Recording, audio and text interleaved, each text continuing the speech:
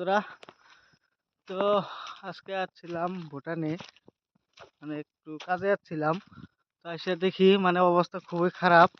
মানে এত উপরে ওঠা লাগে, প্রায় 200-250 ফুট উপরে ওঠা লাগে। কি বলবো, দেখেন বন্ধুরা, হাঁপিয়ে গেছি উঠতে উঠতে। আরো অনেক আছে, পুরা জঙ্গলের মধ্যে কাজ আছে। দেখেন পুরা সব জায়গায় শুধু জঙ্গল আর জঙ্গল। দেখেন জঙ্গল, এদিকেও জঙ্গল, সব জায়গায় জঙ্গল, শুধু জঙ্গল। কত কষ্ট করে যে উপরে ওঠা লাগে, এখানে যে আমাদের মানে এসএসবি গুলো থাকে, মানে কত কষ্ট করে থাকে। তাহলে চিন্তা করেন, রাত্রেবেলা কিন্তু এখানে হাতি, তারপরে হরিণ সবকিছু কিন্তু বাইর হয়। আমরা মোটামুটি 2 মিনিট আগে একটু এখানে মানে অনেকগুলো হরিণ দেখলাম। মানে কি বলবো, একেবারে মোটামুটি 10-15টার মতো বাড়ি ছিল এখানে। এখনো কিন্তু আরো উপরে যাওয়া লাগে, অনেক উপরে যাওয়া লাগে।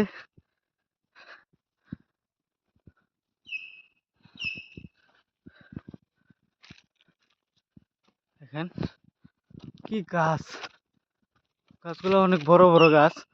দেখেন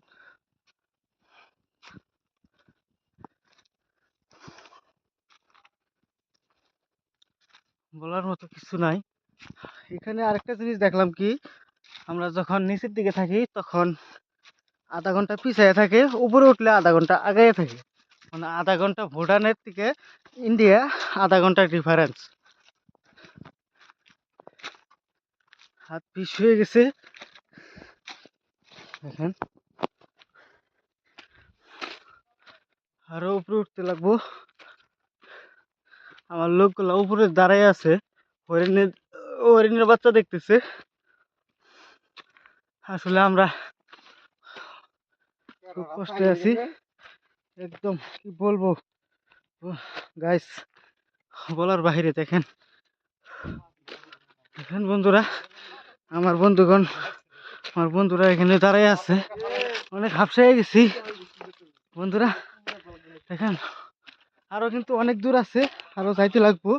তো আমি এখানে একটু রেস্ট নিব, তারপরে আবার রওনা করব, আবার রওনা শুরু করব। মোটামুটি আরো 100 ফুটের মতো উপরে আপ যাওয়া লাগবো। এখানে আছে, এরা আছে, এখানে আছে এই যে আমার বন্ধুগণ। আমরা এই সব কেটা আসছি এখানে। তো খাই বন্ধুরা, দেখেন এই যে আমাদের খাওয়া দাওয়া, এখন খাওয়া দাওয়া হবো। ততক্ষণ অব্দি ভাই কি আনছো খাওয়ার জন্য? গজা, গয়জা গয়জা। আমার দিবে না? সামসা, আলু তো আলু গুনবা অমনি যায় খা, অমনি যায় যা বুঝবে গজাও মিঠে ঠিক আছে।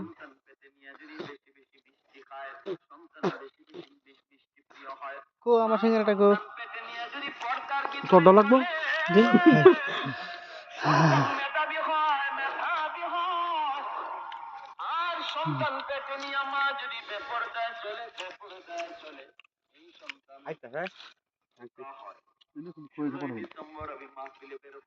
রাস্তা ঘর ইতে বাইক দিলাম।